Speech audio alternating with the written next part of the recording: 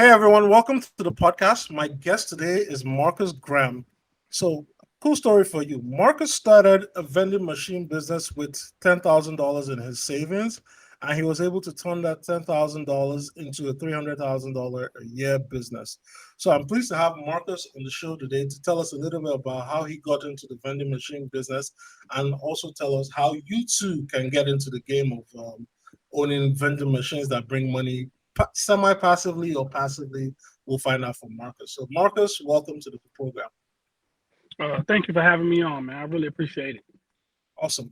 So, Marcus, I just laid out the overview, right? You started with $10,000. You grew the business over the past 4 years to 300K a year. So, just go back a little bit in time and give us like your origin story. What happened that led you to the vending machine business? Because I know you went to college to study behavioral analysis, or was it psychology or something like that? So walk us through everything that was going on in your life before you settled into this business. Yeah, so after finishing grad school, I was just finding different jobs here and there in the field that I had my master's in. Um, What was your I had degree taken in? up, so I have a undergrad. My bachelor's is in poli sci, Mm, and my master's is in developmental disabilities with a concentration in behavioral analysis. okay. Um, So yeah, so I was just working in places like residential homes, group homes for people that had disabilities. I grew to take a liking into real estate because my grandfather was in real estate. Mm, Well, he had retired from real estate, and he had sold a bunch of his properties, had a house built, a really big house built, in South Carolina, and that really made me like want to get into it. And then he introduced me to his best friend, who, that's pretty much my uncle. And he was a millionaire off of real estate. mm, So I was really, really like intrigued, and I started to kind of be under their wing. So I was saving my money to buy a real estate property. So I tell the story all the time on Twitter that I moved in with my mom for about 9 months, saved up $10,000, and that was the money I was going to use towards buying my first property. I So had a friend who was, yeah, go why ahead, did you move in with your mom? to save money. Okay, okay. So work was going okay, or you weren't working at the time, or you were I doing was this as working, I was working, but based on but like I said, I had a bachelor's and a master's. So the Mhm, amount of money I'm making wasn't like much. mhm, But I lived in poverty, so compared to everyone around me, it was more than a lot of people around me. But it mhm. still wasn't. It still was 30,000 a year. Yeah. So Okay. it wasn't much at all. So Okay. I just did that to save some money. Okay. That was the goal, is to save money so I can invest in my future. Okay. And I saved the money for real estate, but I had a friend who was like, "Let's do real estate together. Do group economics, put some money together, buy a property." They're like, "Come out to Philly." I'm like, I don't really want to move to Philly. That's not like one of my top 50 places to move. If I want to move out of the East Coast, if I'm gonna move from home upstate New York, I don't want to be nowhere cold also. Mhm. But he just kept saying, and I realized, like, the city is not big enough for me anymore. Like I've Where, grown were- as much as I can here. where were you at the time? Where or how? What'd you say? No, where was home for you? Rochester, New York. Okay. So one day, so we talked about it, and I said, fine, I'm gonna move to Philly in I think about 7 or 8 months. That was the goal. It's like I'm gonna just save up some more money and move to Philly in 8 months. But I Mhm, realized that if I waited, that I probably wouldn't have gone because it's home. What I'm saying? mhm, I had a child, I had a 2-year-old son at the time. So I said I needed to like kind of put my back against the corner. So I just walked into my job one day and quit. And was like, I have nothing to fall back on at that point, and I just packed my car up and just moved to Philly. You know, okay. um, I didn't think about the vending machine business at all until I got there, and it was like, oh, you probably should grab a couple vending machines too. I'm like, all right, sure, I'll grab some vending machines. Okay, And hold on. So yeah, why did he specifically mention vending machines? And why because did you believe him to like say, okay, I'll try it out? he had vending machines. He had some vending machines himself. Okay, so he was already in the So business. Yeah, so he was like, you should grab some vending machines, while we wait to buy real estate. Okay. So I was like, all right, cool. It wasn't like I didn't think anything of it than just a little side hustle. I used to sell candy in high school. I was a Mhm. class president, and we went on our senior trip because I organized us to sell candy. So I look at it as that, but just in a machine. So I'm like, all right, cool, that's fine. I didn't really have any expectations. I didn't think anything major. It was just supposed to be a side hustle. Okay. But it grew and it grew, and it became our calling. Okay. So you grew it and grew it. So what were some of the things that you got into when you got into the vending machine? What did you do wrong to start off with? Because you're going into the vending machine business. I'm sure your friend probably Hmm. has a job and he's running his own business. So maybe what he mentored you for a little bit, or he just said, "Hey, go get some vending machines." And how did it go? Um, I want to be fair and honest. I mean, there was some level of, you should do this before. A lot of it is really kind of I'm learning on my own because we went about it two different ways. You know what I'm saying? Like Okay. I came in just putting money up because I had $10,000 saved. He Okay. did more, on the ground. You know what I'm saying? So what I mean by that is like when I came in, what I did wrong was I paid 2,800 for some vending machine program that was like, and Mm, now immediately I realized how bad of an investment that was. I mm-hmm. did get a website, which actually turned out to be the only saving grace for that. Because today my website, we redid it. I have my own designer, but my website has been like one of the number one um, leads for me getting vending machine locations. Okay. So but if I could do it all over again, I would have saved about a good amount of money by not investing in that program. You know what I'm saying? Like, Mm-hmm. but I didn't know any better. Like I didn't know any Yeah. better. I didn't know anything about programs and bundles and courses and nothing like that. I thought that I had went to college, so paying Mm-hmm. this money seemed minimal. Um, so that was what I did wrong. And but like I said, once I had got my logo because they were making my website, um, that really sparked a lot in me because seeing my logo, seeing my family name on something like that was major for me. You know what I'm saying? Like, cause not I don't really have people my family nothing like that, or at the time really friends who had businesses. So especially my family, that wasn't the case. Mm-hmm. So that was major for me, and it kind of sparked um everything in me. Like I remember I had a job. I was only in Philly for like 2 weeks before I started my vending machine And business. oh, Like I so came you in and just yeah, I went mean I had a went plan. at Like it. my goal, Okay.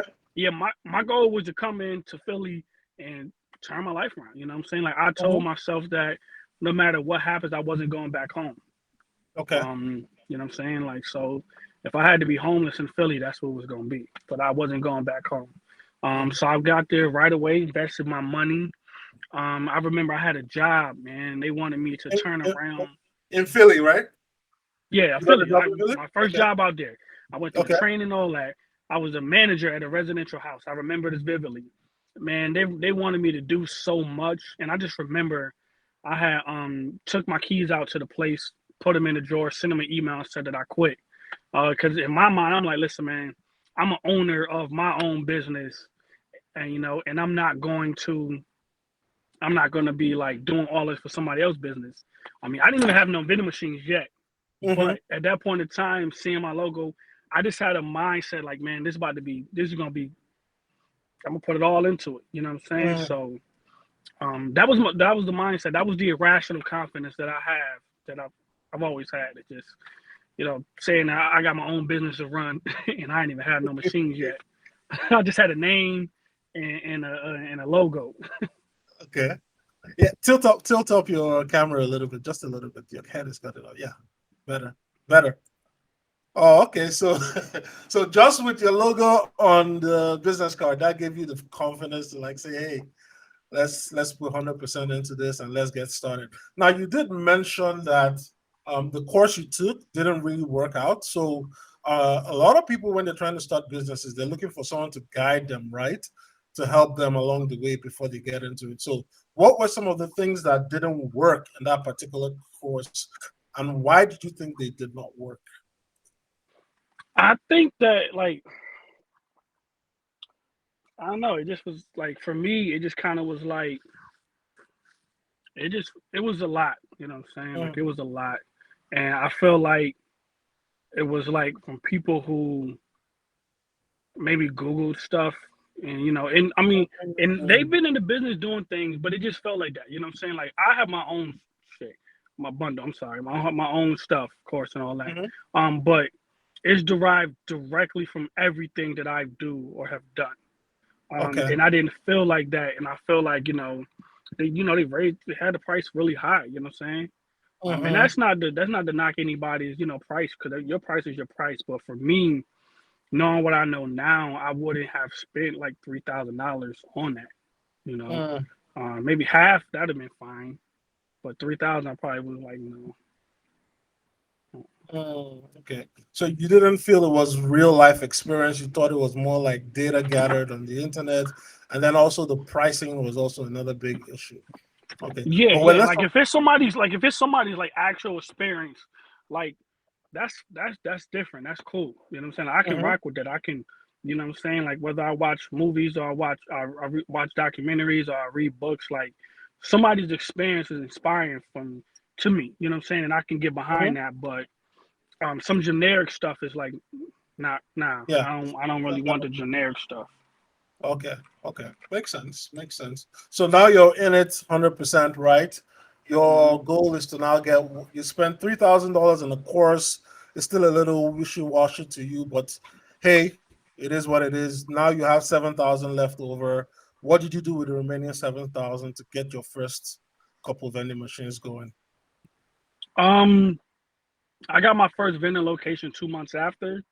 Okay. And so I probably spent about 45, 4,800 to between two machines, two card readers, delivery, product, um, putting coins in the machine. I had to update one of the vending machines because it wasn't card reader compatible, so I had to pay an extra $400. So it was close to $5,000 when it was all said and done.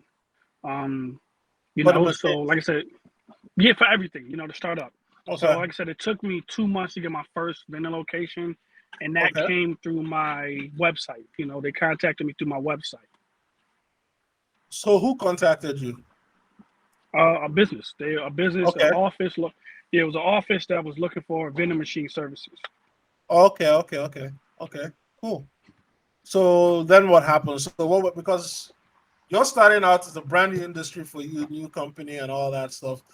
I assume there were some mistakes made, right? With the first one. Not much. I mean, yeah, assessing the location because I Okay. assumed because I think they said they had 30 offices. Um, I would look in there. I saw like 3 chairs per office. I thought they had 90 people.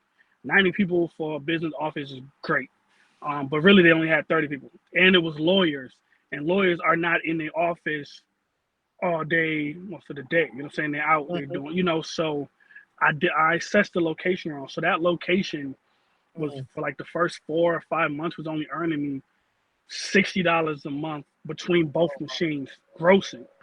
Wow. So it was like based on my investment, like that was like not a good investment, um, financially. But Hmm. experience wise, it was more than worth it. Because I learned how to be a business owner. I learned how to be a professional. I learned how to provide great customer services. I learned how to, um, fix things on the machine or just learn a whole lot. I was able to learn my strategy from that. So I always loved that location because of what it did for me. A lot of people would have wanted to quit or, would have been upset, things like that. Especially if you see people that that may have some vending machines and they're doing well, you may compare, but that wasn't me. I was like, man, I always had the mindset that if I can make $1, then I can make $100. And if I can make a hundred Hmm. dollars, I can make $1,000. Just about figuring out my strategy. Mm. Mm. So were there any specific events or things that happened that you learned some big lessons from while running those Well, first? assessing the location, like that's so important. Is Okay. that like even if like a place could say they have 100 people there, but that doesn't make it 100-person location. Yeah. because if only 30 people have access to the machines, then that's a 30-person location. So, figuring out that it's not just how many people was there, it's also how many people have access to it. Where will the machine go? You know what I'm saying? Like things like that I had to learn because people just look at 300 people. Like I have a location, I thought it was 100 people. I'm like, all right, great, but only 25 people had access to it. Mm, So like things like I learned that. From that location. I learned, what type of machines go where. Because some of the mistakes that people make is they just buy a machine and say, I'm gonna find somewhere to put it. And that's not good because machines should be location specific, so I'm okay. getting this machine to fit this location, so if it's only 40, 50 people here, I'm going to get a combo machine, which is half snack, half drink, as opposed to two full size machines. They Mm, don't need that kind of stuff, also the aesthetics of it. Certain locations need, machines that are more aesthetically pleasing to the eyes than others. If it's going to be in a warehouse where people are going to be working and sweating and doing all that kind of stuff. You don't need the most luxurious looking kind of thing. But if you're mm, going to have it in an apartment complex location that's luxury, if you're going to have it in, certain places that have a whole lot of people, that's going to be, walking by and seeing it, like you want to have something that looks good because mm. that's going to be a part of the building, so it just things like that I had to learn. Um, from my first experience to now. Okay, that makes sense. That makes a lot of sense. So then, what happens after um that first location that was bad and was bringing you $60? How did you now scale up into your next couple locations? So my location after that was me and a friend of mine. We went half on a vending machine route, and that's pretty much just an existing vending machine business. So it can be like 10 machines in 5 different locations or placements, however you want to word it. So we came across that from a warehouse that we were buying machines from, or Okay. where I bought my machines from. And they said, hey, we got this deal with, I believe it was 15 machines, and they were selling, they were all on location in places, making money already, you know. Okay. So they was only sold it to us for about 7,000 or 7,500. So we split them down the middle. I think I got 8 machines, he got 7. So he got into the business with those 7, and I went from 2 to 10 because of that. Sorry for the noise. Um, No, that's okay. So let me get the math right. So the next couple vending machines, the eight, were 7,000 for 8 of them. No, no. It Okay, was okay, okay. 7,000 for 15. We For split the 15. cost Okay. and we split the machines. So I Okay. paid about 3,500 500. for Yeah. my 8 machines that were on location. Okay. Um, and then what I did was 4 of the machines were an hour away from me, so I immediately resold those for 2,500. So for the remaining 4, I paid pretty much $1,000 for. Okay. Um, so I thought that this was about to be, oh, this is it, my business grew. But no, the 4 machines were at one place, but they weren't making much money. It was making more money than my other place, but when you average it, it wasn't because I think it was making like $400 between the 4 machines a month. Oh, wow. Um, right, yeah, you know what I'm saying? It was a new location, so it wasn't really doing much. Um, but again, it was I learned stuff. I learned how to put a credit card reader on a machine. I learned how to Okay.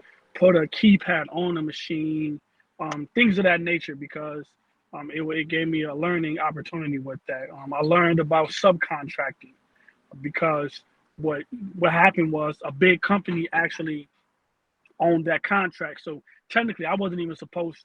It was sold to me, but it wasn't even supposed to be sold to me because Okay. company was subcontracting that. So sometimes a big company will allow a small vendor to use their name for a percentage. Because Okay. let's say you live in Florida and you have a big name, and you find a location in Pennsylvania. I'm in Pennsylvania as a small vendor, so you'll give me that location, in exchange for 20% of the sales. I just Okay. have to use your name. So that ended up happening because the contract, the thing that I bought was up for a contract, and a new company came in and took that. And they were like, "Yo, you can keep working it. You got to pay us 20%." Yeah. Um, so now, but I ended up, getting out of that location.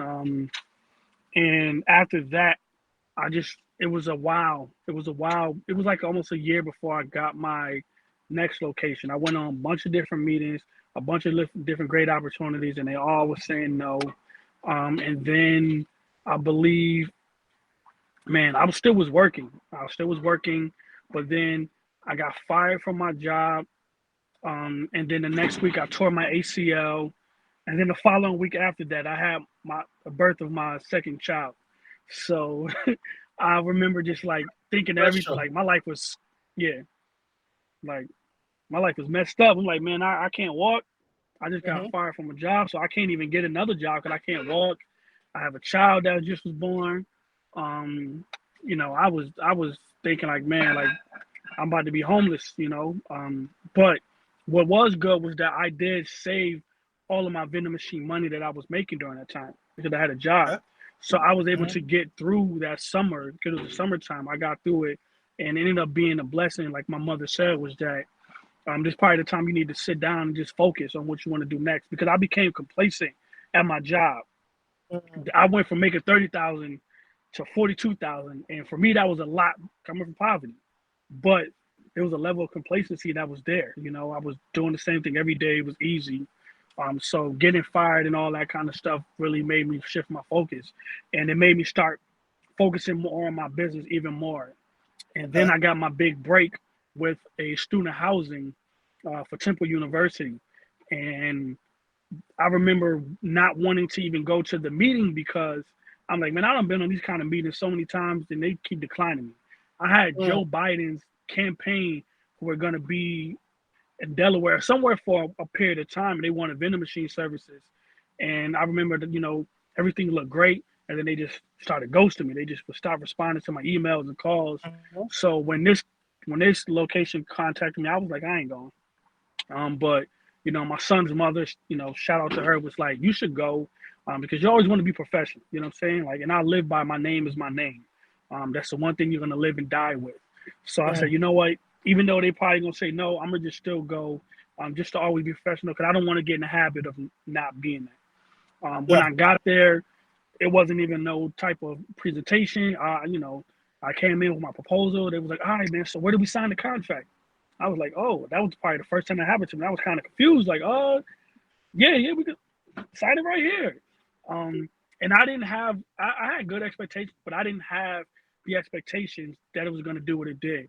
I was Yeah. hoping like, man, like $900 a month, between the two machines, that would have been amazing compared to what I was making.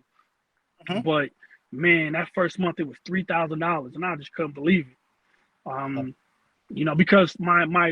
Because my startup capital was a lot less than my first location.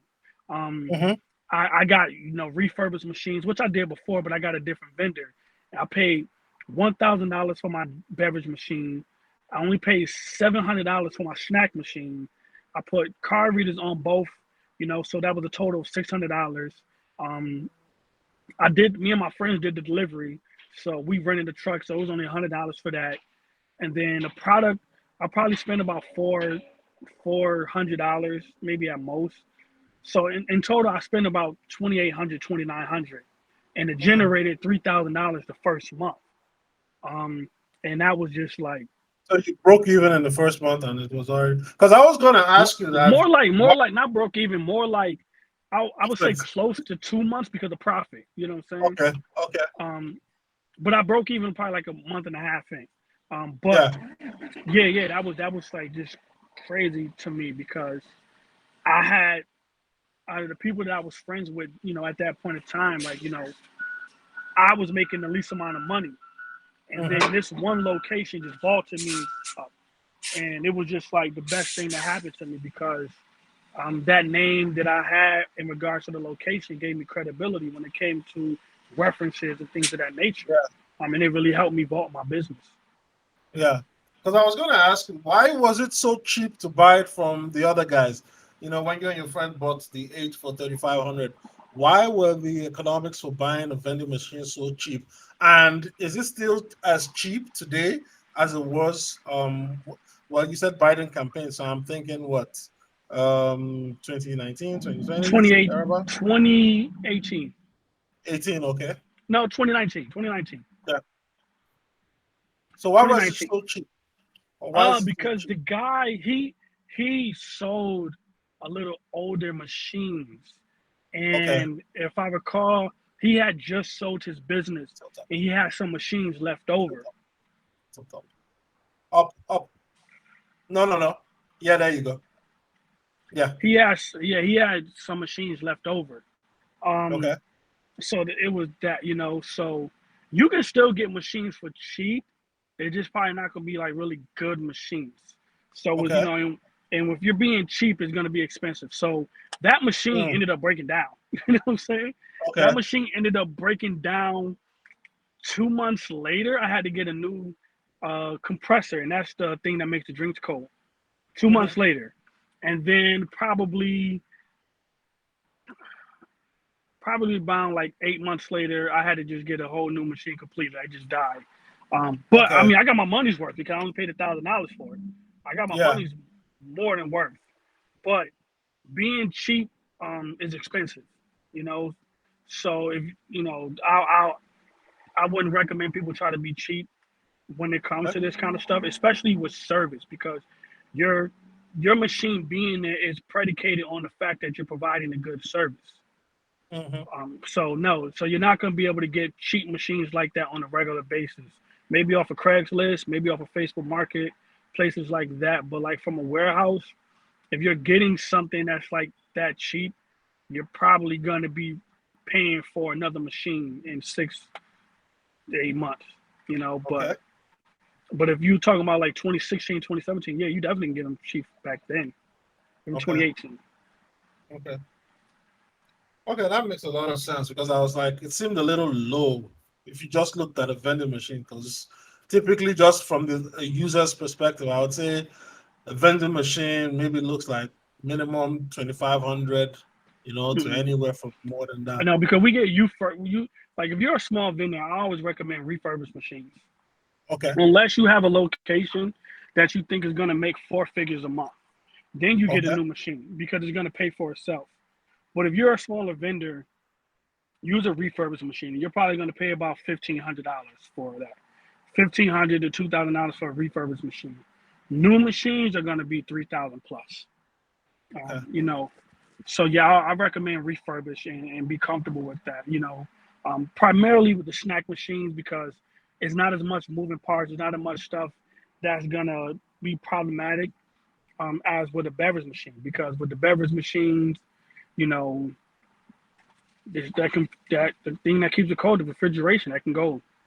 Anytime. Yeah. Same like if you have a beverage machine that has the hand that picks up and move it, like if that breaks, Mm, you lost, yeah. so you probably pay a little more for the beverage machines, and you want to because those are going to be your money maker. You're going to make more money off of your beverages than you are from the snacks because people consume drinks more than they consume food. Yeah. Makes sense. Makes sense. So now you've locked in Temple, blew up your income. Um, what was the next step? Because if from my research, you currently have about 18 to 21 right now, right? Yeah, I'll be going back and forth between those numbers because sometimes I'll sell. Okay. So I might have more now because I have more places. I'm about to put machines somewhere else in a week. So Okay. I'll probably be at like 23, 24 next week. Okay. But if I never sold, I would have like 50, 50, 60. So But why buy and sell? sometimes it can be a location is a little too far Okay. for me. Sometimes it's not doing. I mean, now it might not do enough for me, but it can be great for someone else. So Uh even a location that makes $1,000 a month, where I'm at in my life, it's not like that ain't amazing for me anymore, Mm, because I have locations that's doing five, six. I mean, this month I have one that did 9,200. So I'm kind of trying to stay within those ranges. So things like that. Sometimes it's to liquidate. You be able to do things of that that's nature. It can character. be a Well, boatload of reasons. Like I sold some stuff in PA because I wanted to downsize for my staff, my sister to make. When I sold, then I wanted to downsize for her. okay. But that was when I was thinking about doing that. Like I wasn't trying to grow to be really big. I wanted to stay in a certain space, easy to manage. But since then, I have grown to different states, and I have staffing in different states. But those locations all make $5,000-6,000 a month up type of thing. Okay. Um, So basically, you're just graduated in income level. So Correct. where you started, where $1,000 was great for you, it's no longer good. 9,000 is good, but somebody brand new, let's say out of college, because I read one of your stories about one of your mentees and how she came out of college, Yeah. right, and started doing, like some real good numbers. That would be awesome for her to start with. So it's not necessarily that the business goes bad over time, right? Because human beings will always want drinks, Correct. right? Yeah, yeah. Okay. That ain't gonna change. Like, and Okay. even like $1,000, not even like $1,000 for anyone, for most people, in the vending Hmm. machine is amazing. Like that's Yeah. four figures a month. You know what I'm saying? So I don't want it to make it seem like it's not good. It is great. Yeah. Yeah. It's Yeah. it's great no matter what. Whether you 35, whether you. It's just that for me, I get these kind of locations like easy, Yeah. and because I'm trying to get to a certain point, I'm having staff is I want my staff to work at Optimize a and focus. Yeah. right. So instead of them doing 4 or 5 different locations, that's $1,000 each. I would Hmm. rather them do one spot that's $5,000 a month, and they go Hmm. to that one spot. It makes it so much easier for me for retention because they're Yeah. not going to 4 or 5 different places. They go to their one spot 3 days a week. It takes them about an hour and a half to do everything in total, and they're done. Okay. So it's So it's now, about optimization. okay, good. So is it a passive business? Because looking at it, right, it does take some running it, right? Somebody has to Mhm. come put the snacks or the drinks in the machine.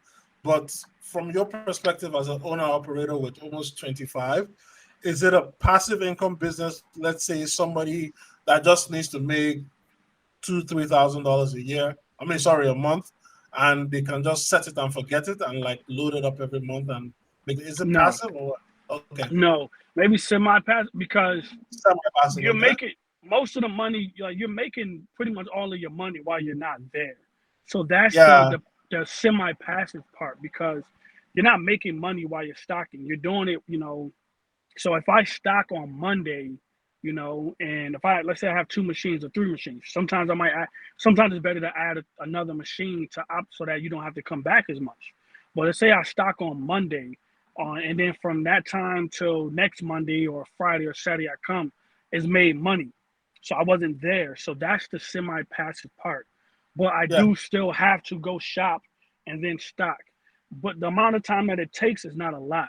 You know what I'm saying? Okay. So that's where for me it was pretty much passive for me all 2021 because I moved to Maryland and I just chilled. I didn't do anything. I may have taken some meetings, but even then, I might just have my sister take the meeting. She did everything. She did the stocking. She did the shopping. She did the meetings.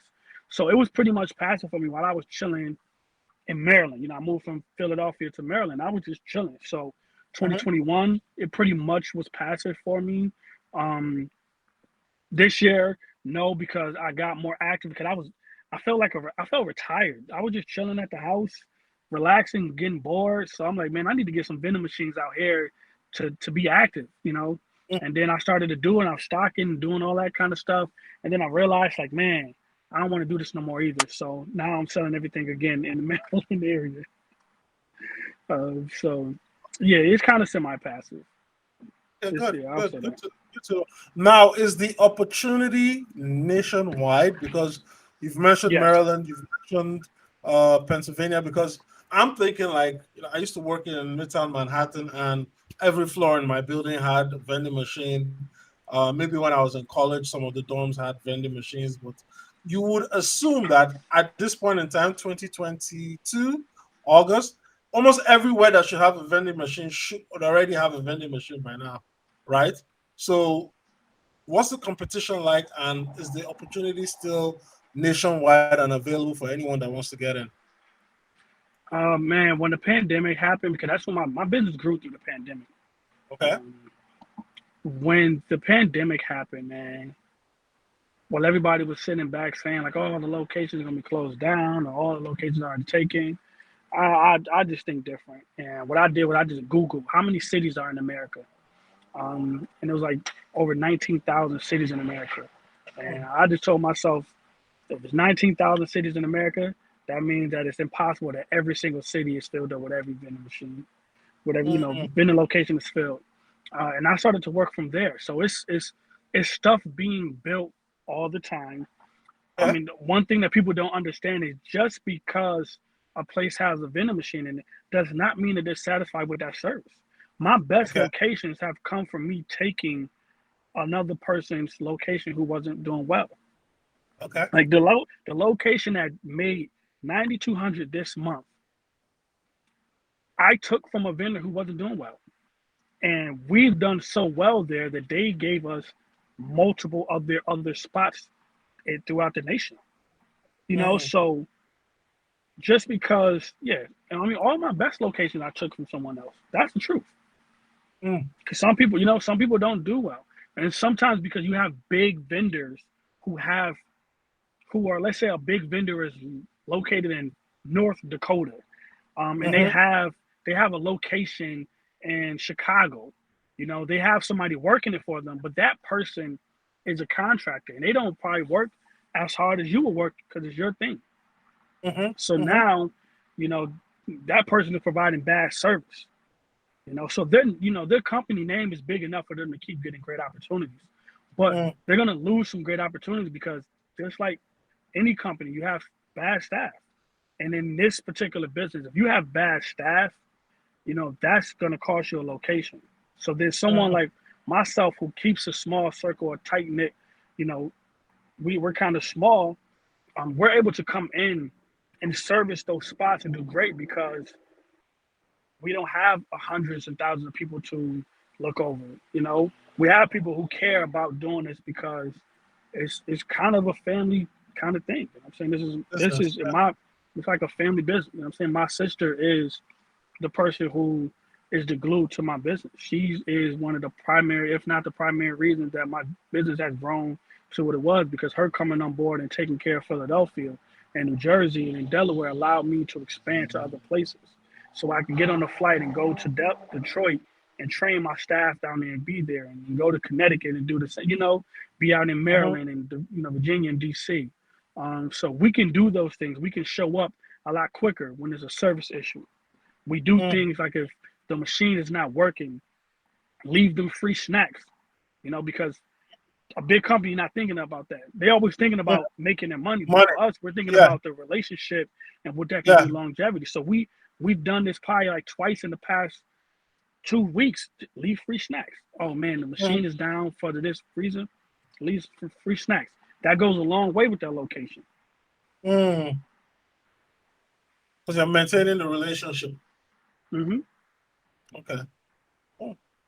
So anything else along those lines of like working as a small family business and then serving your customers better that positions you to be able to make or get more locations? Because like you said, right, if you hadn't sold, you would have had 50 by now. So that tells me like either your clients are, and when I say clients, your landlords, right, the people who give you locations, they're either referring you or they're happy to call somebody else and say, hey, you know, Marcus, yeah, he works with us. He's a good guy. We can act as a reference for him. So how is that affecting your ability to lead gen and get more leads to grow your operation? Um, man, just Some of it is word of mouth, some of it is Mm, reviews, some of it is just one company having multiple places and wanting us to locations. do all of them because they love us, things like that. We we we've always one thing that we always get is that they're like, oh man, we reached out to a bunch of different vending machine companies, and you guys are the first ones to, you know, respond to us or call us back in a timely manner. Like that is Mhm. important. Like those kind of things. Like I said, man, when you're providing people a service, they want to be treated well. Well, yeah. And the advantage that you have as a small vendor is that you are the CEO of your company, and most people don't get to talk to the CEO of the company. But you are able to do that. You are able to sell your company more than anyone else. You are able to show up for your company better than anyone else as the owner. You know what I'm saying? Like Mhm. this is a business where one of the business where somebody can talk to the CEO directly and try to get the things that they want. Mhm. When you're going against these bigger people, like they send to somebody that's from the team. They just working. Mm. But for you, this is your life. This is your livelihood. This is your name. That's what I'm saying. No matter how much my staff, I love my staff. Like it, it ain't their name on that company. Mhm. Mhm. So they work hard because they work hard. That's who they are. But they're not necessarily going to work hard for the name. I Yeah. am, and you can. And most people in the vending machines who are small vendors don't have staff. It's just them, and they I make agree a with lot of money you. doing that. So that's the one thing I tell vendors, man. Like you, the CEO of the company. People don't get to talk to the CEO. Use it as your advantage. Mm.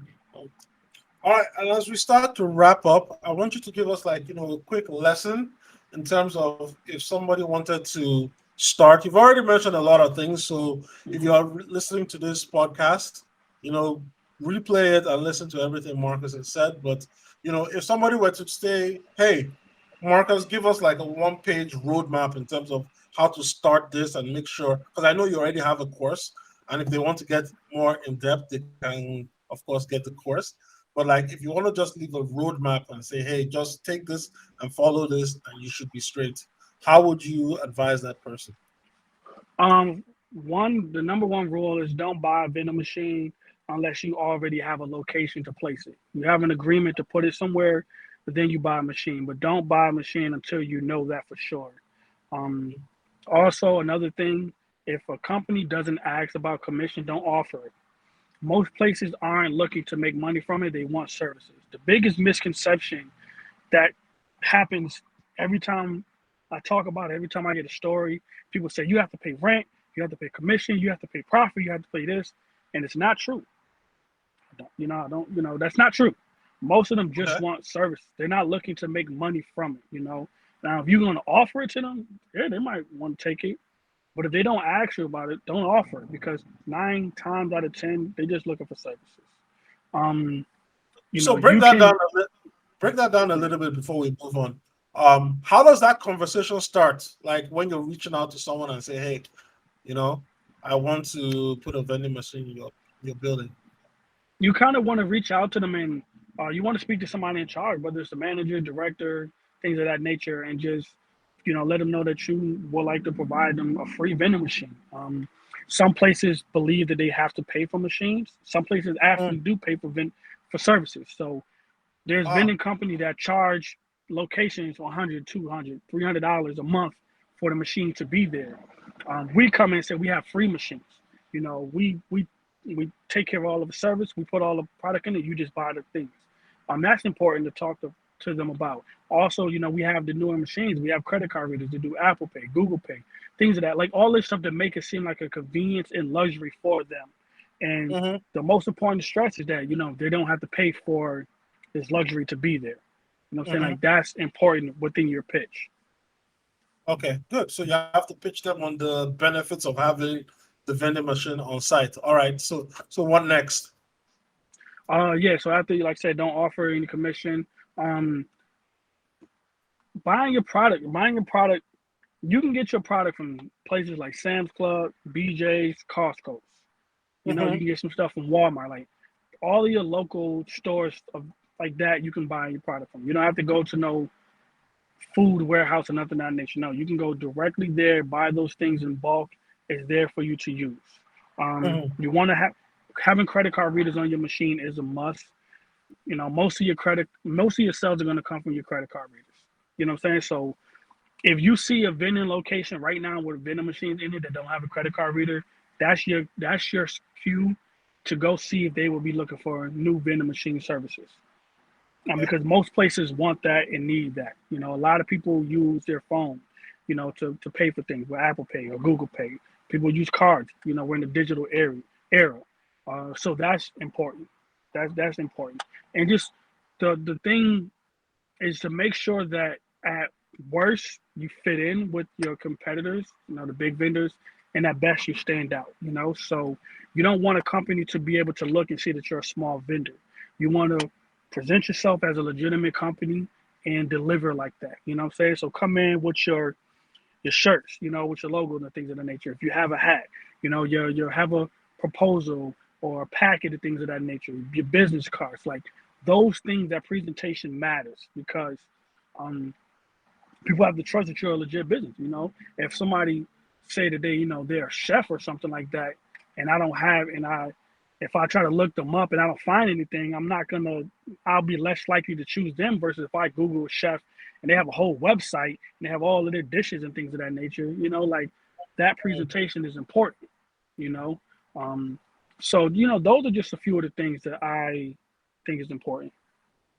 Okay. So you have to project at least the aura of magnitude, right? You're bigger than you actually are. So even if you're a Correct. one person business, you make it look like you have 100 people, right? Well, that's what I did. That's how I grew, and Okay. but I delivered like that. You know what I'm saying? I Yeah. delivered like I didn't just present myself like that and not show up. You have to show up. Mhm. Mhm. You know what I'm saying? And you have the ability to show up because it's your company. Yeah. Okay. Okay. So now we've talked about finding the place. We've talked about site selection. We've talked about service. What else is actually missing? Because on Twitter and maybe social media, Instagram, there are a lot of other people that are in this business as well, right? So it seems like sometimes if somebody's trying to go into this, one thing most people run into is they see a lot of conflicting messages, right? So it's difficult for them to now decide, hey, who do I go with as a good mentor versus someone who's not a good mentor? So, what are some I know you can't share too much of your secret sauce, but like, what are some things you would advise people to ask or look out for if they're trying to evaluate, okay, who can I go and learn from to teach me this particular business Um, you want to or stay away best from the people that, in my opinion, you want to stay away from the people that only have success stories. That only Okay. have, you know, you can make this money doing this or it's passive and all that. Like people that present it like that are not, are that ain't real. You know what I'm saying? For me, um, if anyone that checks any of my social media, people love me because they've watched me grow. I didn't jump on a scene where I got 30 machines doing $30,000. Click this link. Nah, before I had any type of stuff, I was just talking about something I was happy to be doing. And people seen it. People seen the locations that did not work out. So for every location that's doing $1,000 a month, showing the things that man, it's only made $18 this month. Mm, Like those things are important because um, when it comes to this business, it's the spectrum. You know what I'm saying? It can be something really bad, it can be something really good, and then there's things that's in the middle. So I mm, think that if anyone's gonna, they have to be able to touch on aspects. I don't think anyone who's been in the business for 3, 4 months should be mentoring people or in charge for anything or nothing that because they haven't experienced a lot of stuff. You know what I'm saying? They haven't experienced being a subcontractor. Like my vending machine company, we was hired to collect the coins from the boxes in McDonald's. You know what I'm saying? When people put the donation stuff, we did that. We mhm. did that. That was something that we did throughout the pandemic. I was a subcontractor before. You know what I'm saying? Like I I've cold called to get locations. I have my websites with the locate, to get locations. I bought vending machine routes. I've sold vending machine routes. I've sold vending machines. I've sold, I became an authorized credit card, reseller. Like I've done all of the stuff. The only thing I don't have is a warehouse because I don't want it. Yeah. But you have to be able to do all of these things because it's a lot. I've sold locations, I bought locations. Like I've had machines that are combo machines. I have so many variations of machines. You know what I'm saying? Like it's easy to just say get a drinks machine, like, but it's like no, what kind? Is it a Bev Max? Is it going to be that? Is it going to be a Crane? Is it going to be a Dixie Narco? Like you have to be able to experience so many of these different things in order to effectively teach somebody about this stuff. It's very rare that somebody asks me a question about this business and I kind of be like, because I've been experiencing it so much because I went out there. I'm gonna go out there. You know what I'm saying? Like I've spent money, I've lost money. Like I said, I paid almost $3,000 on a program. So I I can talk the talk because I've walked it. I've taken my losses. I started off slow. I grew up. I grew. I blew. You know what I'm saying? Like when the pandemic happened, I grew even more through that. So I can talk to you about being able to grow through a once in a lifetime kind of situation. Cause I did it. Mhm. So that's my belief. Okay. And the final question is, um, were there any significant mistakes or setbacks that you had to overcome? Like I know you've talked a little bit of there here and there, but like running 25 or over 50 or so in the course of your career, was there any particular one time where you were like, oh damn man, um, this might not work out, maybe I should like go do something else. No, because when I'm when I'm investing in something, man, I want to be the best at it. That's just I want to give it my best. You know what I'm saying? I've I've I've had moments where it was like, damn, everything going wrong, but never like, man, I don't know if I want to do this no more. You Okay. know, that I would think that I would think that about, oh, I should sell and get all this money, all this cash, but not, not because I'm defeated. I never felt defeated. I would want to leave on my own terms. Not, it's like an athlete. So you don't want your last game to be an injury. You want to be able to walk off on your own terms. So yeah, that's where it's for me. Like I haven't had anything like that. I've had locations kick me out after a week and a half after I invested my money to it. But my mind is I need to find out where to put these machines. Not damn it, I lost all this money. Like your mindset, you gotta have a resilient mindset. Okay. And what are some of the most common challenges for new people that get into the business? Finding a location is the hardest thing to do. The hardest thing. Finding a Okay. Yeah. Cool. Cool. Well, Marcus, my friend, thanks a lot for sharing your story and for teaching us about how to get into the vending machine business. If you want to get in contact with Marcus, where can we find you to learn more, possibly buy your course or just ask you a couple questions? On Twitter, you can follow me at Brother Graham. Graham is spelled Gram. And Mm, on Instagram, it's I am brother underscore Graham. So I'm typically on those two social media sites. I post tips and stuff like that, typically daily, unless I'm talking about basketball or regular life stuff. But I try mm, to give a lot of, just free tips and stuff. Like, if you want to buy a course, anything of that nature, like you can do that, but I'm not a just get the course kind of person. Like I yeah. Yeah. talk about stuff that can be, you know, Yes. that can spark the idea or that I can get you started on your own. Okay. Cool. Cool. Thanks. So I'll link to your social media handles and yeah, if you guys want to reach out to Marcus and learn more, explore this industry and see how you can take advantage of it. Because, like Marcus said, people are always building, so there's always opportunity. Don't assume that it's going to be saturated. Now, the only question I have for you, Marcus, is I'm currently in Canada. Do you think the same opportunity and dynamics would apply in Canada? Yes, the only difference is going to be what kind of licenses or things that you may need to process that process. But a lot of this stuff travels to different countries and stuff of that nature. It's just about the permits and license. It's just like in the states. Some places you need license and permits. Other places you don't. Yeah. Oh, okay, cool. Cool. Guess I'll have to explore it further here in Canada. So thanks a lot, my friend. I appreciate you taking the time to do this today. No problem, man. Thank you for having me on. Awesome. 1 second.